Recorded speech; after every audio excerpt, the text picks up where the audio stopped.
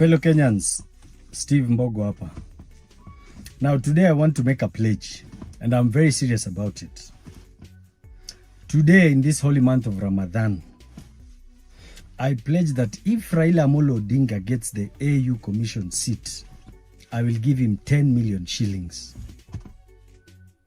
I repeat, I pledge that if Raila Odinga clinches that seat, I will give him 10 million shillings. I know it's small money to him, but not to many Kenyans.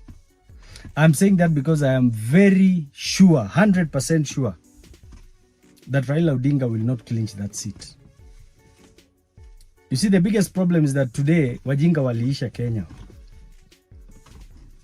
And I'm saying this because of facts.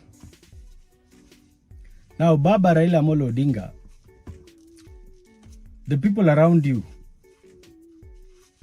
and the entire Kenya Kwanza brigade is lying to you.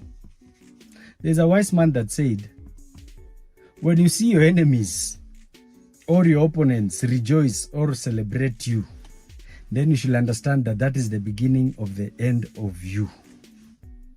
Now, when you go to facts, Baba, for you to clinch that seat, you need a minimum 2/3 of the total votes in Africa.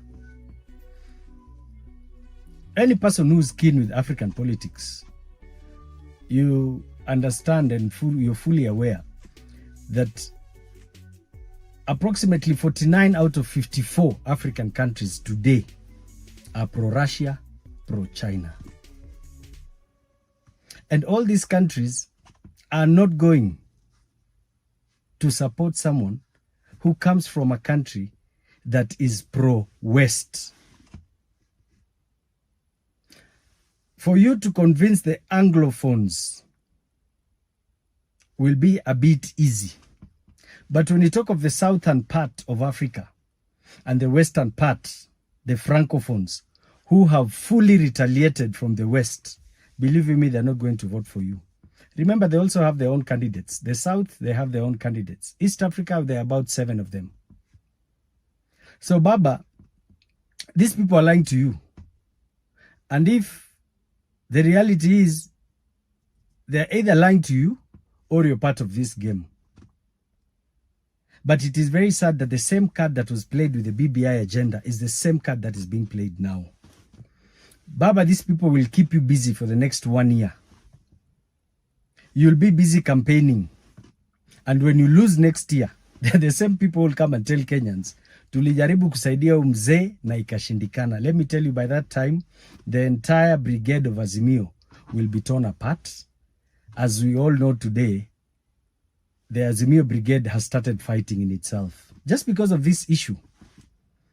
Your real soldiers, the people who've always fought for you, and I'm speaking as your son and you being my mentor and once my party leader.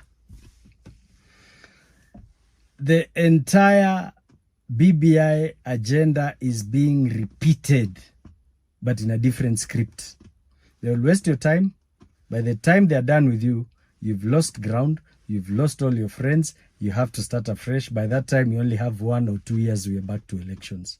So, Baba, fungua macho. And for those people who surround Raila Odinga and you keep lying to him, shame on you. Otherwise, I have pledged, Baba akipata hiyo kiti, cash, tupewe account, ama tutaweka kwa M-Pesa yote 10 million.